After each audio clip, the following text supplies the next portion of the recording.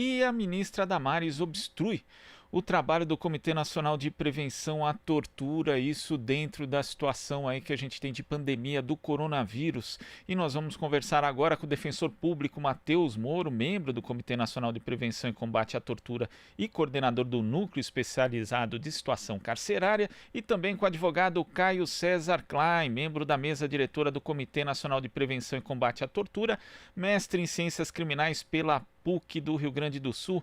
A gente começa com Caio. Bom dia, Caio. Bom dia a todos. Caio, a gente tem aqui as informações de que o Comitê Nacional de Prevenção à Tortura conseguiu se reunir apenas 3 vezes no novo governo. A ministra Damares faltou a 2 reuniões, inviabilizou uma, cancelou a próxima, que trataria justamente da chegada da Covid-19 no sistema carcerário. Queria que você e também o Matheus comentassem a respeito disso e falassem da atual situação do sistema carcerário em meio à pandemia do coronavírus. A gente sabe, com dados de ontem, que em 20 dias o número de casos subiu de 1 para 107, com 7 mortes. Então, queria que vocês falassem a respeito disso. Essa situação ela está inserida numa grande questão de ataque a esse sistema de prevenção e combate à tortura no Brasil. E é importante a gente dar uma situada, né, de como se constitui esse sistema. O Brasil ele é signatário da Convenção contra a Tortura das Nações Unidas e também do protocolo opcional a essa convenção. E os estados que assinam esse protocolo, eles se comprometem a criar nos seus países mecanismos independentes para fazer a fiscalização desses locais de privação de liberdade, locais que institucionalizam pessoas. Então, o Brasil possui o Mecanismo Nacional de Prevenção e Combate à Tortura, que faz esse trabalho tanto nas prisões quanto no sistema socioeducativo, nos hospitais psiquiátricos, né? Mas, dada a magnitude dessa questão no Brasil, que atualmente tem a terceira população carcerária do mundo, quando o Brasil ratificou esse tratado internacional e criou a lei, né, que deu origem ao mecanismo, criou também um comitê, que é um colegiado formado tanto por membros do governo quanto por membros da sociedade civil, né, para colaborar com o trabalho desse mecanismo e dos peritos desse mecanismo.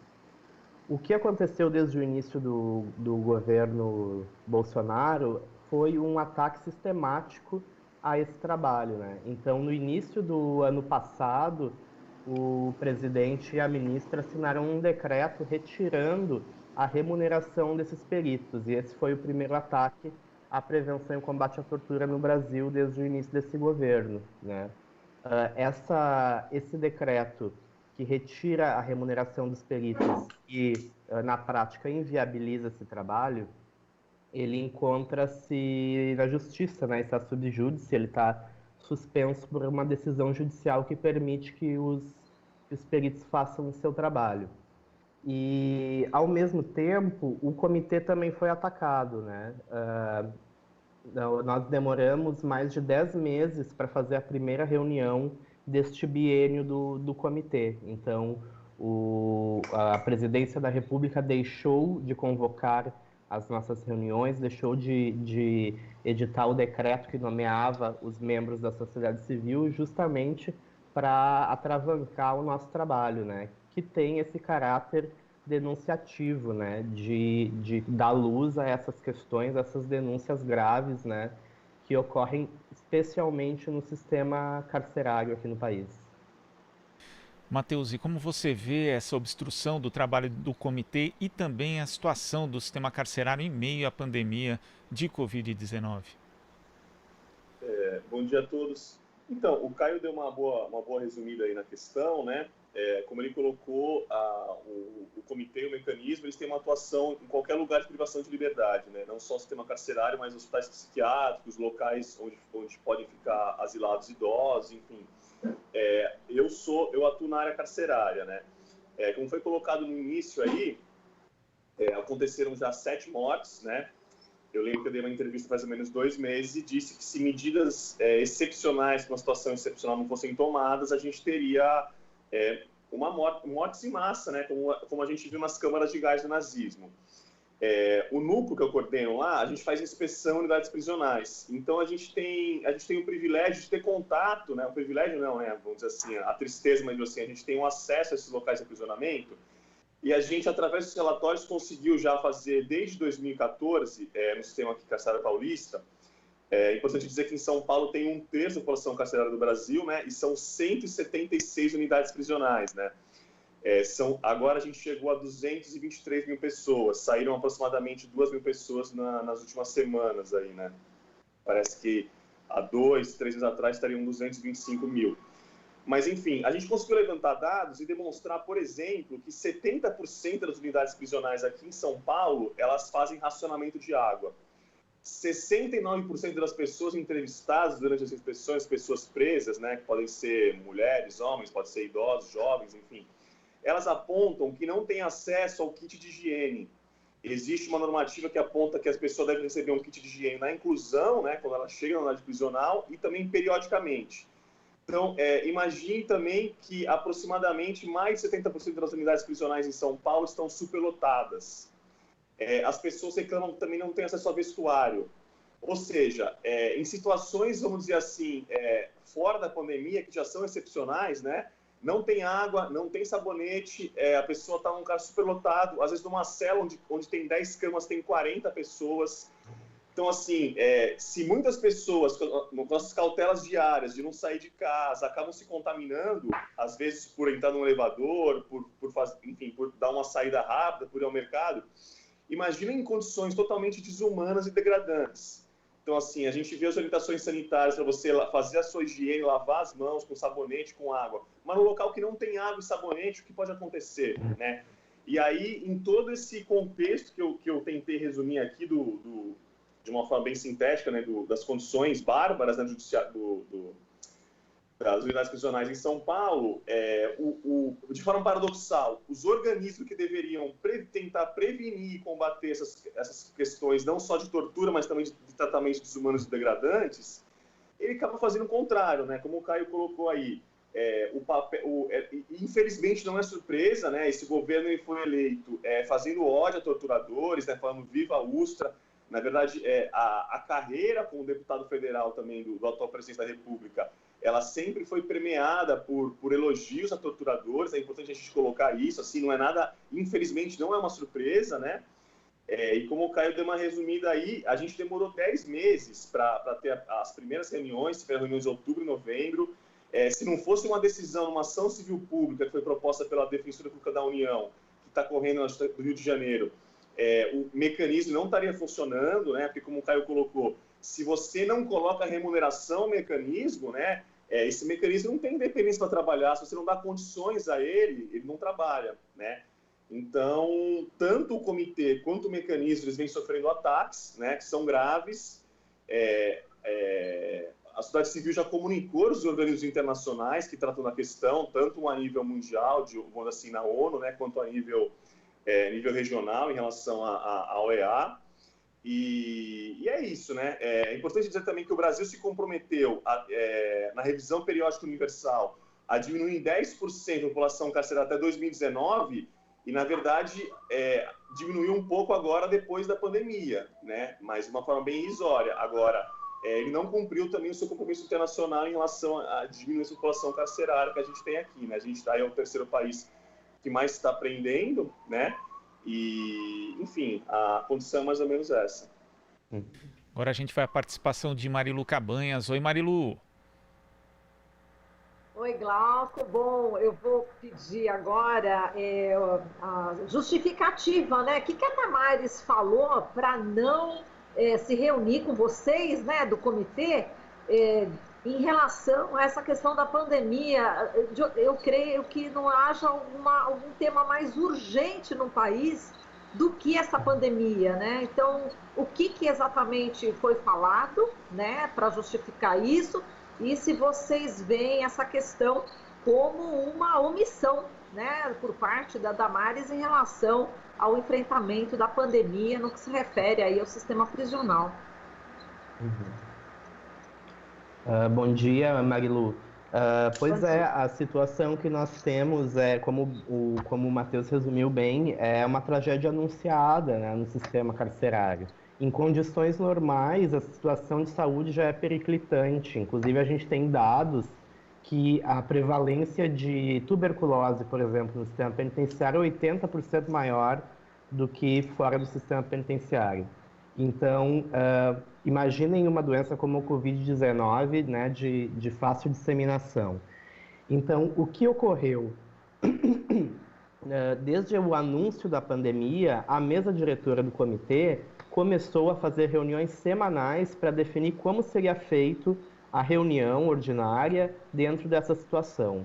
Então, nós articulamos, somos 2 membros da sociedade civil e 2 membros do governo nessa mesa diretora, e nós conseguimos chegar a um diálogo para criar uma resolução que regulamentasse o funcionamento dessa reunião virtual, aos moldes do que já está fazendo o Conselho Nacional de Direitos Humanos, né?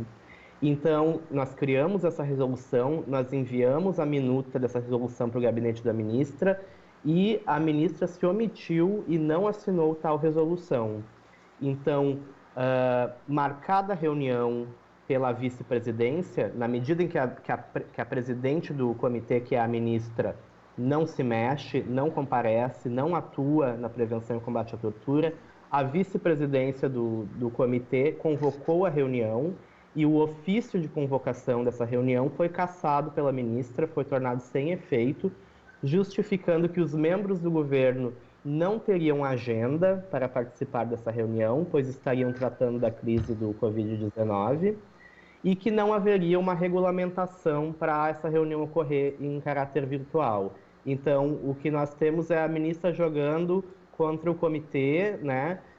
Ela argumenta que não existe a resolução, que ela própria não assinou, né? Ela ignora que todos os membros deste comitê possuem suplentes que poderiam participar da reunião, né?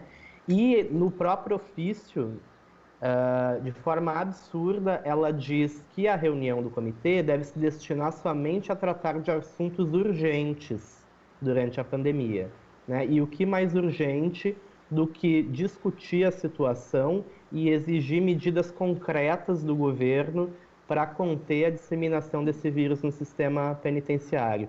Inclusive, estava marcado nessa reunião um momento para que o Ministério da Saúde e o Departamento Penitenciário, que possuem assento nesse comitê, nos trouxessem, nos mostrassem quais são as medidas que estão sendo tomadas para conter esse fenômeno. E, de forma absurda, mas também que não nos surpreende, dada a atuação desse governo nesse tema, a ministra cancelou a reunião de forma autoritária. E, Matheus, é omissão, né? É omissão nesse caso da ministra, do governo. E eu gostaria também que você falasse da utilização dos containers em alguns sistemas prisionais, inclusive para poder, enfim, enfrentar essa pandemia, o que está acontecendo. Tem alguns estados que existe uma grande polêmica, né? Bom dia, Marilu. Sempre um prazer falar com vocês. Prazer. Visão crítica da sociedade, né? A gente consegue debater de uma forma muito interessante. Eu queria também pegar um gancho com o Caio, na fala do Caio, e dizer o seguinte, né? Às vezes fica um pouco abstrato o debate, para quem não é da área, as atribuições do mecanismo do comitê. O mecanismo, eles têm os peritos. Esses peritos, eles fazem as inspeções. Assim como o nosso núcleo, por exemplo, aqui em São Paulo, faz inspeções de locais de aprisionamento, esses peritos vão lá e fazem inspeções. Então, eles ouvem as pessoas, eles entram nas celas, entram nos raios, eles fazem anotações, tiram fotos. Então, esse é o papel, mais ou menos, do comitê, vamos assim, bem a grosso modo. Do mecanismo. Já o comitê, ele tem como o Caio colocou aí, ele tem uma função mais deliberativa de fomento a políticas públicas, né? De tomar conhecimento desses relatórios, de fazer a cobrança, tanto a nível nacional quanto a nível estadual, ou mesmo municipal, se for o caso, dependendo do local, uma cobrança em relação aos governos locais que implementem políticas que tanto previnam quanto combatam a tortura, né? E nesse contexto é importante destacar o seguinte, a gente falou da reunião que teria sido, hoje é quarta, né? Teria sido segunda e terça, seriam 2 dias de reunião. Mas a reunião que foi agora, a primeira reunião do ano, agora faz 30, 40 dias atrás também, que aconteceu? Olha que paradoxal. A ministra está alegando agora, como colocou o Caio, que o governo não teria agenda. Só que depois de faltar 2 reuniões, a ministra foi nessa última... A primeira reunião aconteceu no ano agora também, que foram 2 dias em Brasília, foram presenciais ainda, né? Foi mais ou menos uma semana antes dessa explosão da pandemia. Ela simplesmente começou uma reunião aproximadamente às 9 da manhã, sem que algumas pessoas estivessem chegando, né? A pessoa chegou, tá uma água, tá indo no banheiro e tal. Ela atropelou a votação da reunião, ela rasgou o regimento, ela viola o regimento por quê? Porque quando você debate um tema... você não simplesmente vota. Assim como, por exemplo, no parlamento, você debate um tema, dá a palavra para as pessoas que estão ali participando. Ela não. Ela usou de uma manobra de violar o regimento. Ela quis votar algo. O que estava em jogo? O que estava em jogo era um edital para seleção de peritos. Porque o número de peritos não está completo. A gente tem alguns peritos trabalhando, mas, salvo engano, 3 ou 4, o Caio pode me ajudar, mas, enfim, acho que são 4. Eles os cargos estão vagos, ou seja, a política de inspeções do mecanismo nacional, ela não está funcionando também de forma completa.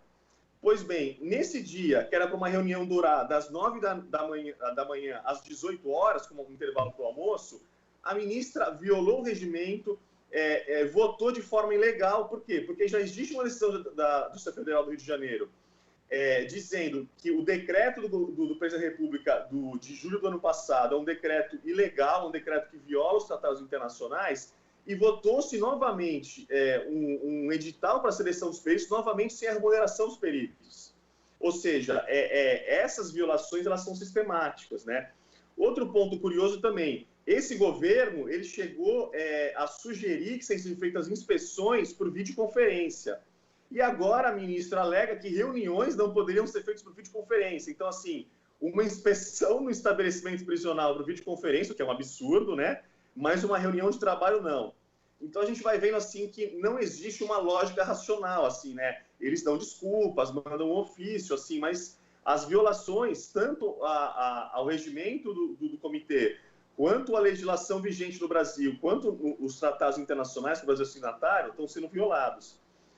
Você falou dos containers, Marilu, acho que é um tema muito importante também.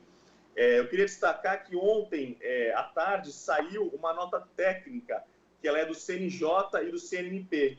Essa nota técnica, como outras entidades, já como a própria Defensoria de São Paulo e vários parceiros já tinham encaminhado denúncias para a ONU também e para a OEA a respeito do tema, essa nota deixa muito claro, né, ou seja, seria a visão do Judiciário, do Ministério Público, que você é como se você armazenasse pessoas, né? Você não está ali restringido à liberdade, você está armazenando pessoas como se fossem objetos, né?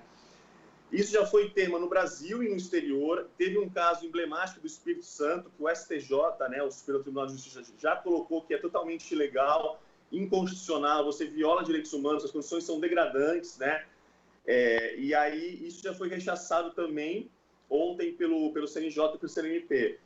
Mas esse é o tipo de governo que a gente tem lidado, né? Um governo que quer armazenar pessoas em containers, né? Enfim, é até difícil a gente encontrar adjetivos para tamanha barbaridade. Vocês agora para o Glauco. Obrigada, Matheus, e obrigada também ao Caio. Beijo. Conversamos aqui com o defensor público Matheus Moro e com o advogado Caio César Klein. Você está ouvindo Jornal Brasil Atual. As notícias que os outros não dão.